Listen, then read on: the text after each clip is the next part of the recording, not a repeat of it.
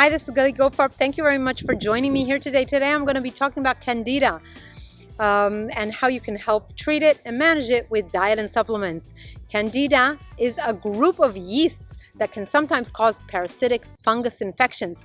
The human body is populated with many types of benign Candida, which play an essential role in immune and digestive health. Candida albicans is a normal constituent of the human microbiome, a bacteria on the skin and in the gut and in the urinary tract. It's the most common type of Candida yeast, but with disruption in the balance of the gut microbiome and a weakening of the body's natural defenses, Candida albicans can begin to overgrow, and this overgrowth can cause fungal infections and many problems with health. Now, Candida albicans is the most common cause of fungal infections worldwide. An overgrowth of the Candida yeast may cause a yeast infection in the mouth, intestines, vagina, the skin, or the entire body. Prolonged or repeated antibiotic use increases the risk of these yeast infections in both men and women. People with diabetes or impaired immune systems, such as people with HIV, are more susceptible to yeast infections. But even birth control pills, steroids, or too much stress in your life can increase your risk for yeast infections. The Candida yeast infection, due to its overgrowth, has many symptoms which may cause complications, including bladder infections, loss of energy, puffy eyes, constant fatigue, food cravings, hay fever, especially during this time, allergies, hyperactivity, inflammation, itching, migraines, thrush in the mouth, as well as rashes and sore throats, thyroid problems. Really a very, very long list of symptoms.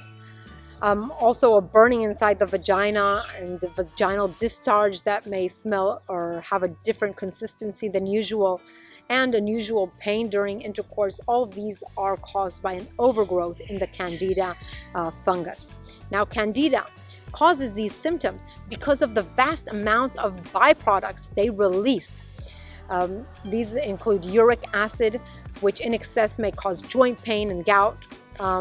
Also, there is a neurotoxin, aldehyde, which may cause headaches and brain fog and may even kill some brain cells. Also ethanol and hydrolytic enzymes and many more. Also, the change in the balance of the gut microbiome will also lead to digestive issues and food intolerances and or thrush. Now, not very pleasing. Treating Candida by returning your body to a healthy microbial balance is required to restore health and eliminate the yeast infection and its consequences. Now, to assist the body in regaining balance, plenty of antifungal drugs are available on the market. However, when taken alone, without making the necessary dietary and lifestyle changes, the yeast infection will recur again. So you want to make these changes and stick to them pretty much as possible.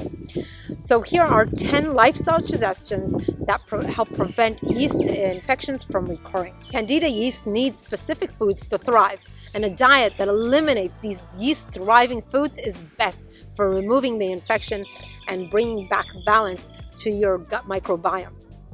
Candida thrives in the presence of refined sugar, where it helps the refined sugar helps it build up its cell walls. It also helps it reproduce and switch from a yeast to a more virulent fungal form.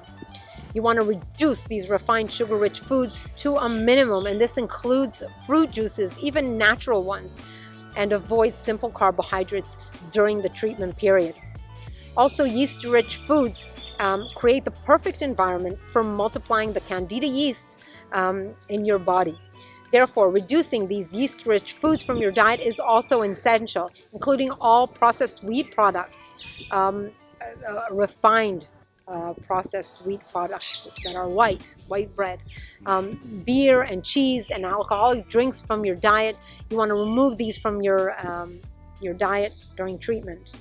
You may continue this lifestyle change to promote longevity and health in general as well. So avoid refined carbohydrates, refined sugars. These are foods for the yeast. You also should avoid fat-rich foods, since the Candida yeast infections decrease the body's ability to digest fats. So what's going to be happening is you're going to be you're going to gain weight during this period because the Candida disturbs the digestion of fats. You want to remove fat-rich dairy and meat products from your diet during treatment completely. Nuts and seeds do not have this effect, since these foods supply nutrients that support a balanced microbiome. So you can continue consuming nuts and seeds, ones that are not roasted, that are without salt as well. Processed or packaged foods are rich in sugar, yeast, and other substances which help the Candida yeast infection thrive and spread. Therefore, you should avoid them during the treatment period. Also, since you are reducing fruit, certainly fruit juices, you can still consume fruit if you consume them separately, but certainly reduce all fruit juices. Then I recommend eating more color-intense organic vegetables to supply your body with antioxidants and phytonutrients needed to strengthen your immune system to ward off free radical damage that comes from the Candida yeast's byproducts. You want to include more artichoke, asparagus, broccoli, Brussels sprouts, celery, leafy green vegetables, and tomatoes in your diet. You also want to include vegetables with antifungal and healing properties: onions, cabbage, seaweed, garlic, seeds of all types, coconut and coconut oil. These foods either help kill the fungus, help relieve the symptoms, or even enable the body to remove the Candida byproducts. I also recommend supplementing your diet with probiotics, either as food supplements or as fermented foods. Probiotic bacteria compete with the Candida yeast within your gut for food sources, and there are only limited amount of nutrients to support microbial growth. So the more health-promoting bacteria there are in your gut, the more they will compete for nutrition that is available, and thereby any balance of Candida overgrowth will be stopped. Probiotics also maintain the natural pH in your stomach, preventing the Candida yeast from switching to its pathogenic fungal form. If you choose probiotic supplements, I recommend taking a supplement with at least 100 billion bacteria from multiple different strains. Fermented foods are also rich in probiotics. These include sauerkraut, kimchi, and miso, and you may consume them daily during Candida overgrowth. Candida also thrives when immune function is reduced, which happens when we are under a lot of stress. So you want to take time for a break. Ensure you get a good night's sleep to help your body heal and reduce stress. I also recommend going for a walk in nature, listening to some music that will make you happy. Walking in and of itself lowers stress levels and is essential in keeping Candida overgrowth at bay. The Candida yeast also thrives in warm, moist areas, and the more you can cut it off from its preferred habitat, the less likely it will grow out of control. For this reason, you should avoid wearing tight-fitting synthetic clothes. Also, when you're walking, even if you're doing exercise, try not to wear very tight clothes, and remove wet bathing suits quickly after swimming. Choose cotton clothes, especially cotton underwear, and stay away from any scented toilet paper, scented feminine pads, and using douches.